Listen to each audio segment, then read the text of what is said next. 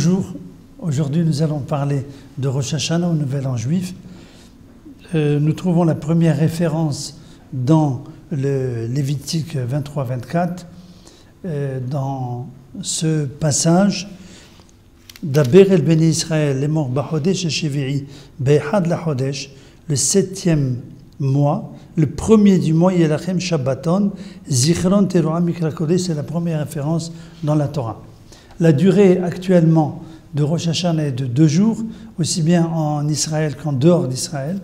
Le jour de Rosh Hashanah marque le début des 10 jours de pénitence, Aseret Yemei Teshuvah, dont l'apogée est le jour de Kippour, le jour du grand pardon. Selon la Mishnah, nous trouvons référence de 4 débuts d'année. Le premier Nissan, Nouvel An des arbres. Le premier Elul, date à laquelle on prélevait la dîme sur le bétail. Le premier ou 15 Shevat, suivant Beth Shammai ou Beth Hillel, Nouvel An des arbres. Le premier Tishri, Nouvel An, à partir duquel on calculait la date du jubilé des années shabbatiques. Pour exemple, cette année, l'année 5713, Be'ezrat Hashem, sera la 5e année du cycle des 7 années. Donc, nom de la fête dans la Torah. Cette fête est désignée donc par 3 termes. Shabbaton, repos solennel observé au premier jour du 7e mois. Zichron Teruah, jour du souvenir, proclamé par la sonnerie du shofar. Donc on l'a vu dans Lévitique 23-24. Yom Teruah, jour où on sonne le shofar.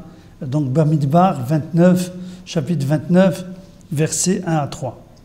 Nos sages ont ajouté encore 2 noms pour cette fête de Rosh Hashanah. Premièrement, Yom Hadin, le jour du jugement, et deuxièmement, Yom HaZikaron, le jour du souvenir, où Dieu se souvient de ses créatures. On va expliquer un petit peu ce que veulent dire ces notions. Le jour du jugement, cette notion est développée dans le Talmud Rosh Hashanah, selon laquelle toute l'humanité défile devant Dieu un par un pour être jugée. Cette idée est développée du fait que le Nouvel An représente une occasion de faire un bilan de conscience à la lumière des valeurs du judaïsme.